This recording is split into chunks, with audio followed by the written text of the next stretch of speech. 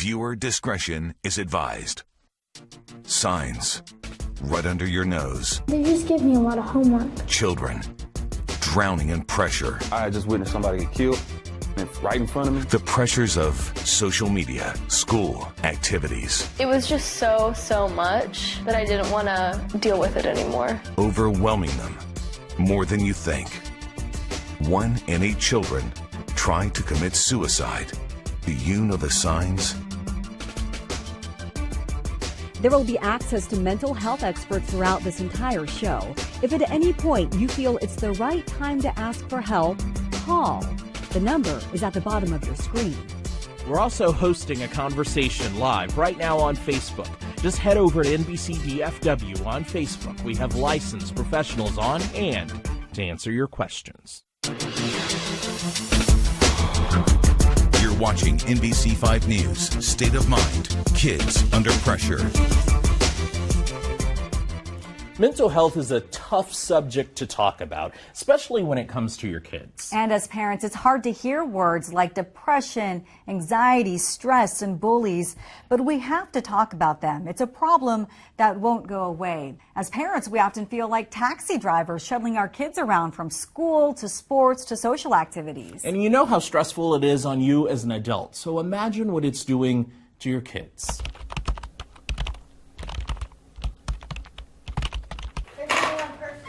Okay.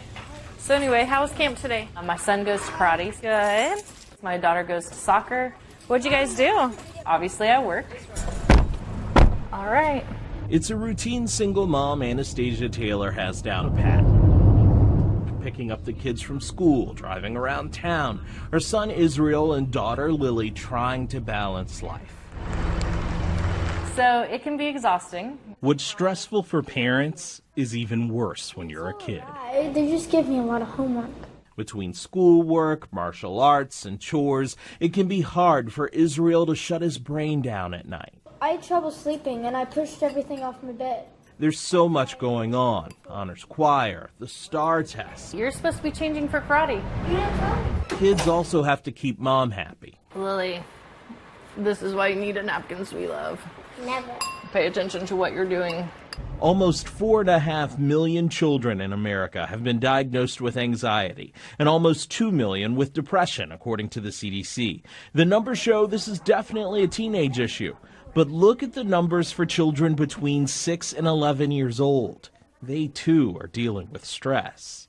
The fastest growing group presenting with mental health concerns are young people. School counselor Kim Edwards says counselors' jobs have changed from just checking credits and sending transcripts to helping keep kids from breaking down. I don't just have 1 or 2 kids with a big behavior concern. I have a lot of those kids. How did you feel or understand what the other side of the classroom was feeling? Schools across North Texas are taking steps to help. At Kip Pleasant Grove, students have a class devoted to their stresses and figuring out ways to manage their emotions. When I'm sad sometimes, my friends come over and they give me a hug. They make me feel better. And they tell me to stop, name my feeling, and tell them how I feel. It's called social emotional learning. More schools in North Texas are bringing it to campus, recognizing their students are just under so much pressure these days. Lily. In the Taylors' busy household, sitting down to dinner is important. It's their mom's time to set aside for Lily and Israel, just to talk to them. She also does it as soon as she sees something is off, especially when it comes to that school, sports, and life balance. And Israel says it helps him feel better. Getting everything off my mind. Because I'm trying not to annoy everyone. All right. Butterflies do Let's load up. In the car.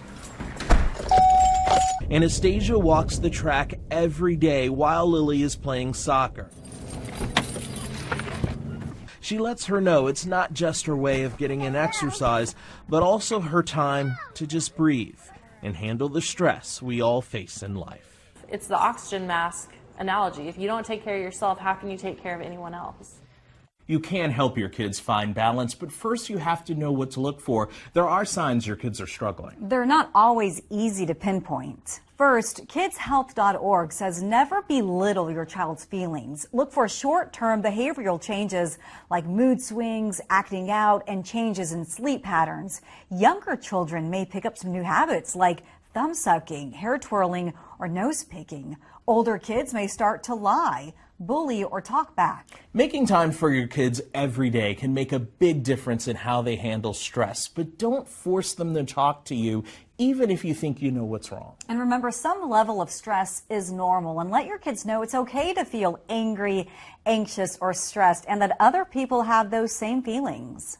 Life gets tough between juggling homework and activities, plus these days you have to throw in social media. Studies like a major one that came out last year have found that cyberbullying makes young people more than twice as likely to self-harm or attempt suicide. It doesn't take an expert to tell parents that for teens, escaping from social media is nearly impossible. But experts can offer you some ways to help. Debbie sees the effect of social media firsthand at home. What are you looking at? Google. And at work. It's just a part of life now, so yeah, it's going to come up all the time. She's the executive director at the counseling place in Richardson. Here, counselors intervene when children and teens fall into a dark place. Police also call on them during possible suicide calls. They go into a group chat or direct messaging with others who may be feeling the same, and then they just stay in that dark place and they don't get out.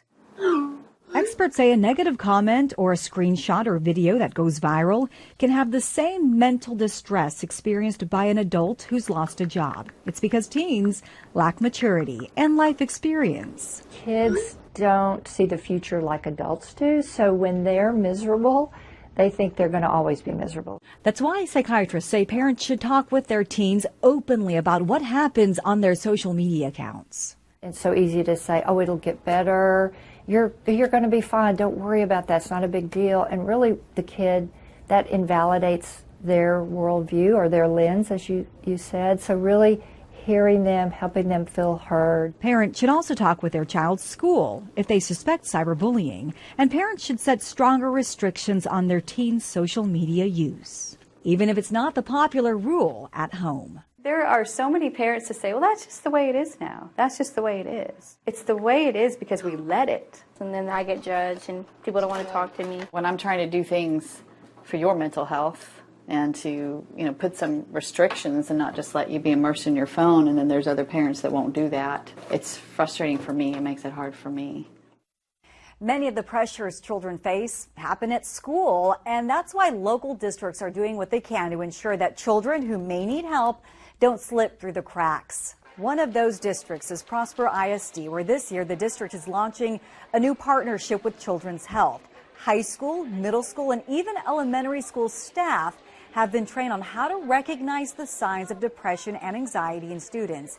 And if a student needs it, he or she can meet with a mental health professional over a video conference while at school, during school hours, with parents' consent, of course. But the point of the program is to catch problems early on and make sure a child gets the help he or she needs. The telehealth model also makes it easier and more convenient for families.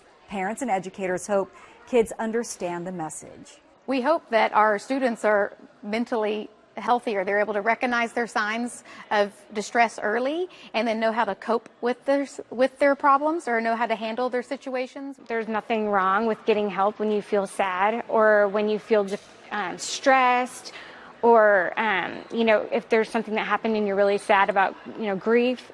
Then as they grow up, they're not going to be afraid either. Prosper schools are also building Hope Squads. Those are groups of students chosen by their own peers who are specially trained to recognize other students in need and get them help.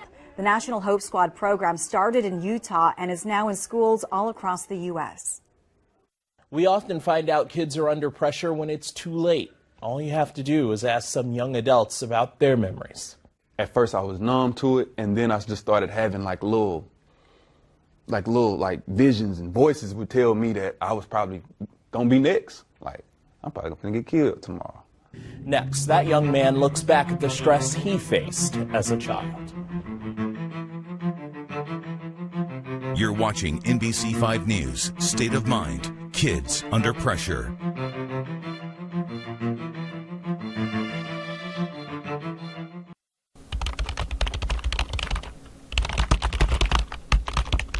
The Dallas Morning News dug into suicide statistics from the Centers for Disease Control and found that in Texas, more Black and Hispanic men were committing suicide than any other group. And one of the reasons may be that therapy is a bad word to some of us. And therapists tell us that stigma is even worse in the African American community. Some call it rap. But for Dallas native Ty Harris, this is therapy. It's documentation of my feelings. Every lyric, every key, every chord. His music documents his life, his struggles growing up in Oak Cliff. He says he started to feel the pressure here at Atwell Middle School in Redbird. Some of the stuff I went through in middle school, I went through like people were going through for the first time in college. Fights on campus, trying to grasp the material, struggles at home. For some reason, I just felt like the world was finna end for me. It had something to do with probably what was going around in my environment at the time. I'm gonna say it. I had just witnessed somebody get killed right in front of me. At first I was numb to it, and then I just started having like little visions, and voices would tell me that I was probably gonna be next. Ty says many minority families grow up struggling financially, causing pressure, especially for boys, to grow up and provide. The word that always comes to mind for me is weak. Weak. We can't be weak. We can't vent. Black men, period, we can't vent to nobody. If we vent to our mamas, or we vent to anybody in our family, especially around like my middle school time, it was weak. It was some white boy stuff. Therapist Danny Ross has heard it before.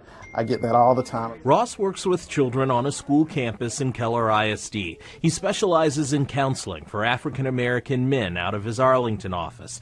He came up with the idea after seeing an increasing number of minority boys and teens under immense pressure, and he knows it from his own life. I've been given the message from early on, you have to work twice as hard.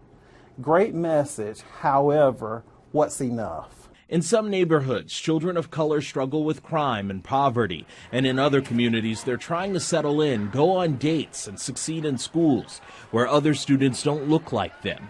And often they're taught to just be strong or pray. They're rarely brought to therapy when they're crying out for help. I think it's part of culture. I think there have been so many messages that have been passed on from generation to generation that have made it not okay. Being in therapy says that I need help. Being in therapy says that I'm broken. Being in therapy says that I'm messed up. Or it can also make me look weak. There's that word again, weak. For me, I always had like a little weird like vibe to me. I got my first taste of classical music. Man, the calmness it brung over me. So in middle school, I got my first taste of rock music and Korn. Nobody knew you were listening to Korn back at the house. It was a couple people, but no. As much as he loved that music, pressures for what's the norm led him to this stage as a rapper. Some lyrics we can't repeat, but others, they bear his soul.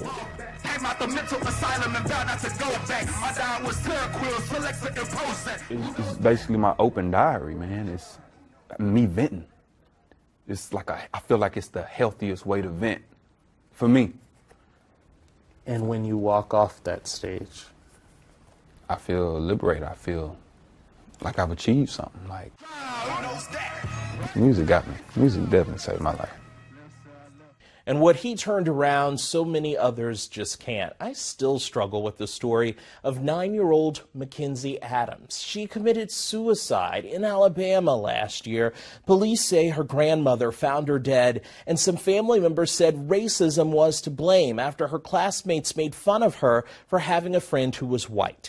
Researchers with the Nationwide Children's Hospital in Ohio say suicide rates for black children are twice that of white children. Suicide is the third leading cause of death among adolescents after accidents and homicides, according to the CDC. But even when things get dark, it's important for our children to know that things will get better. And I realized that there are so many people who have been through what I went through and who have come out of it and who have recovered, and I wanted to be one of those people that recovered. Next, a story of pain and near tragedy and the strength that came after. You're watching NBC 5 News, State of Mind, Kids Under Pressure.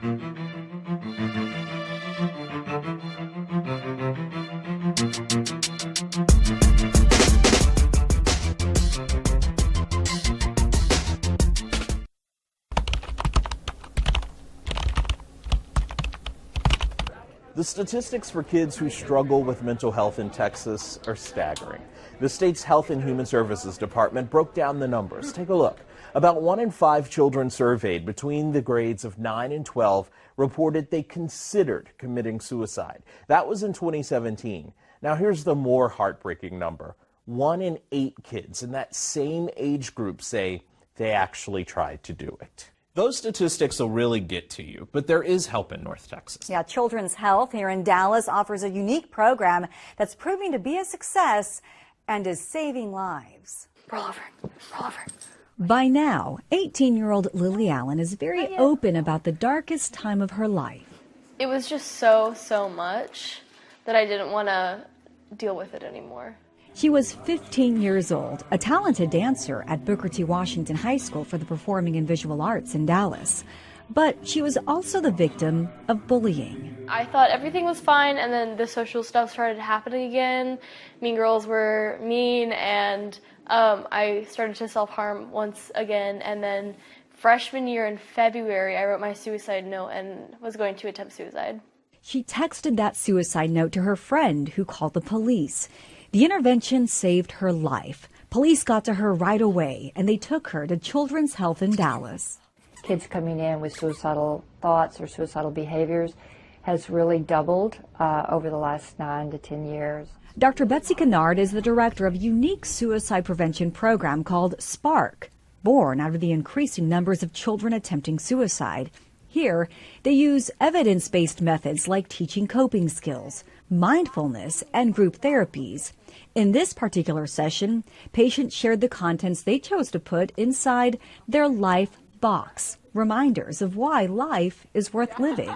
The treatment works. I think that's the most important message to get out there, is that treatment does work. Fewer than 7% of program graduates tried again to take their lives. The national average, according to Dr. Kennard, is 20 to 30%. Lily is proud to be one of those success stories. And I realized that there are so many people who have been through what I went through and who have come out of it and who have recovered, and I wanted to be one of those people that recovered. Can you shake and And after several weeks in Spark and now on medication and therapy, she is recovered and now headed to college to study dance this fall. And there's a way where you can have a happy life, and it doesn't have to be super sad all the time. It can get better. We can't say it enough. Mental health is a tough subject, and that's why we are working to start a conversation among parents, students, and school counselors. And we hope that everything that we shared with you will help you to understand one another a little bit better and just open the door for a conversation. Thank you for joining us. And remember, we're going to continue to talk about this live on Facebook. And the phone lines are still open for anyone who might have any questions or needs a little bit of help. Good night.